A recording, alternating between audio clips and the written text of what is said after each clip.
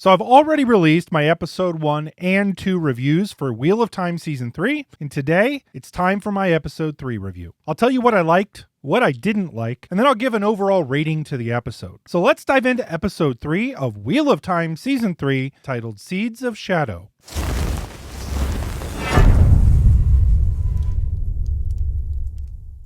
Now, before we jump into the recap, I just want to let everybody know that I'll be releasing a full episode breakdown with all of the Easter eggs and other things buried within episodes 1 through 3 of Season 3 of the Wheel of Time. And for each episode moving forward, I'll be releasing a review and then a larger breakdown. Also, keep a look out for the return of the live show, where I'll have guests on the channel and we'll discuss the past episodes and upcoming episodes and what we think might happen. But let's dive into the recap of episode 3. Now, the episode opens with a meeting between the Forsaken that we know of, at least, in this season so far, and a couple newcomers. Lanfear is there running the meeting, but she's joined by Lord Gabriel, outing himself as Ravine in front of the other Forsaken. We are also joined by Samael, our short king with a scar, and they discuss teaming up against Moghedien. After Lanfear and Samael leave, Moghedien leaves the shadows, as she was listening the whole time, and speaks with Ravine shortly, making it clear that they already have some sort of alliance. Now in the tower, Nynaeve and Elaine continue their search of the Black Aja with some help from Varen. They are given some information that's been gathered, and they start interrogating the two Black Aja sisters that were captured and stilled, but both of the Black Aja sisters keep lying to them, leading them to seek information elsewhere. Now Nynaeve remembers where Liandrin kept her son, and her and Elaine go there, and they discover a symbol underneath his bed. After some research, they discover that it is a symbol of a death ritual in Tanchico,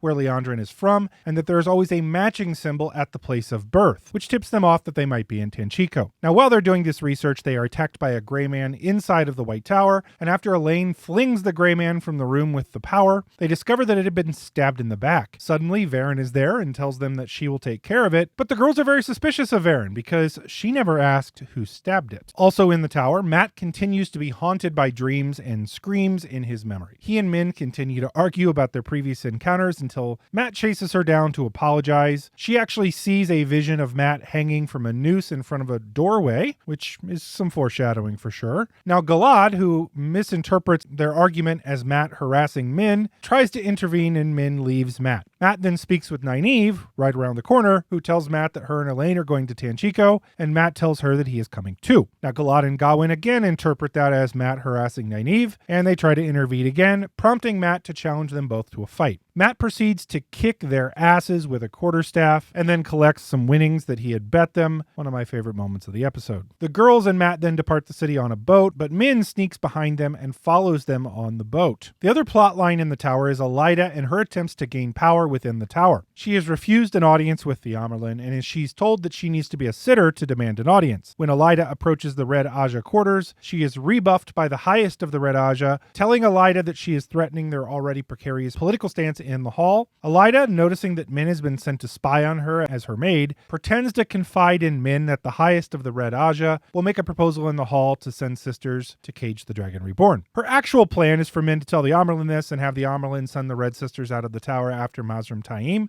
a false dragon, so that Elaida can step in and gain some power within the Red Aja. In the Waste, the crew and their Aiel friends travel and find a camp of tinkers that have all been killed. Now, while it's made to look like swords did the work, Lan believes it to be spears, implying the Shaido had something to do with it. Now, the Shaido are another Aiel clan. When the current Aiel that they are with hear about this, they become nervous and say they better keep moving. Now, as the Aiel make camp, Egwene speaks with Bear and the Aiel Dreamwalker, who she saw in her dream in the previous episode, who promises that once they arrive in Roidion, that she will teach her the dream. Also in the camp, Lan meets Melindra, a maiden of the spear who has a tattoo on her back of the golden crane of Malkir, of whom Lan is the king, although that kingdom is gone. She tells him that she would follow him if he were to raise the golden crane again. In Tanchico, Liandrin and the other Black Aja sisters arrive in the city and go to Liandrin's old husband's house. Now, there's a wedding going on there between a child and the grandson of her abusive former husband, who's now also an adult. Definitely some trafficking going on here. And the rest of the Black Aja members kill the wedding attendees and take over the manor to use as their base of operations as they seek the male Idom to control the Dragon Reborn. Also present in the manor is Moghedien, masquerading as their servant. The last plot line is that of the Two Rivers. Perrin mourns the death of Layla, his wife, at a burial ground for his family. He and Alana discuss what it's like to lose someone and the dynamics there. In the Two Rivers, though, news comes that Natty Cawthon and her girls have been taken by the White Cloaks who are looking for Perrin. The news is brought by some Hunters of the Horn, a Lord Luke and a Fail. Perrin offers to turn himself into the White Cloaks, but the villagers refuse him, and Perrin talks with Fail. He ultimately decides that he will go rescue the Cothans, and the residents of the Two Rivers begin to leave the village to head back to their farms, when Perrin tells them to stay in the village as safety in numbers. He then goes to the forge and has another chat with Fail about leadership, setting up some more action soon. So that's the recap of episode 3. Now, before we dive into what I liked and what I didn't like, take a moment and like the video if you like this type of content. That's what tells YouTube to share videos like this with more people. Also, consider subscribing to the channel if you enjoy Wheel of Time content. It's what I make here on the channel. A large percentage of my viewers, though, are not subscribed to the channel, so if that's you, just hit the subscribe button. Thank you to all of you who have been watching for years. I love y'all. But let's discuss what I liked in the episode. And there was quite a bit I liked in this one, despite it really being just the final setup episode before we get into some larger action scenes. First, let me talk about the opening scene with the Forsaken.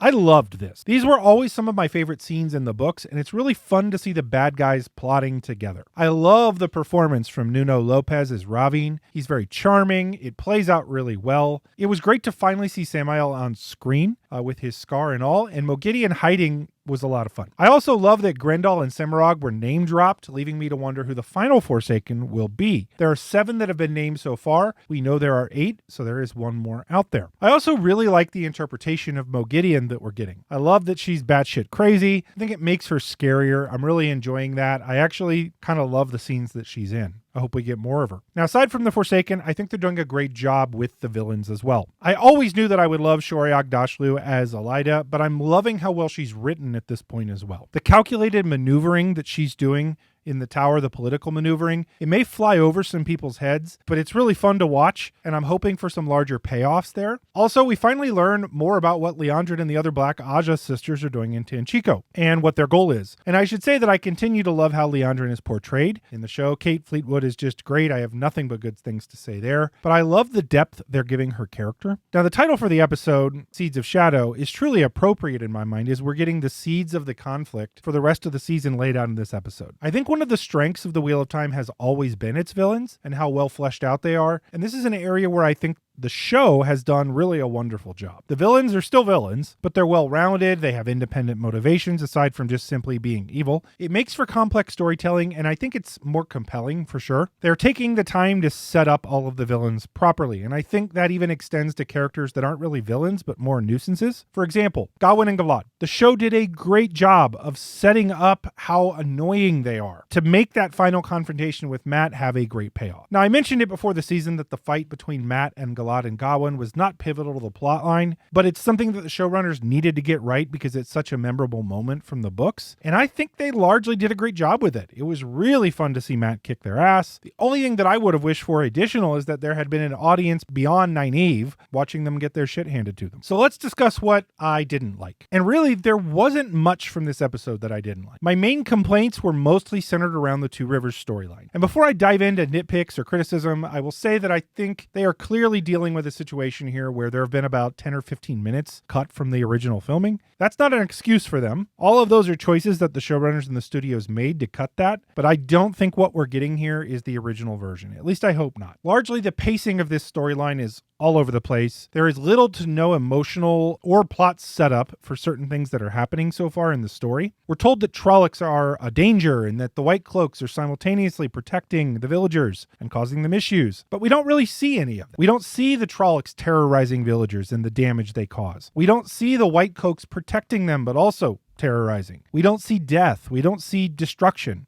Also, Perrin doesn't seem to have the emotional ties that give weight to his rise to leadership that he has in the books. He goes from saying that he's going to turn himself in to scolding people for leaving the village without really any buildup. It didn't feel earned for him to be able to do that. Additionally, once we find out that Natty Cawthon has been taken, there's no real urgency to rescue Natty and the girls. In fact, Perrin chills around at the end. He has a meal. He goes to the forge. He hangs out and chats with Fael some more. We don't really feel any urgency to free them. As I said, I feel like we're missing about 3 or 4 scenes here that were really needed to make this whole plotline work well. Whether it's passable or not, as what they've given us, it's a big waste to me to have this good of a plotline from the books not live up to its capability. But that's really my only criticism of the episode, large as that one may be. I think we're really set up well for the next episode, which I expect to be a payoff for a number of different plots that they've been setting up so far this season, and I'm very excited to see it. So as for episode 3, I'm going to give it an 8 out of 10. I really enjoyed most of it. Even my criticisms aren't that it was horrible. But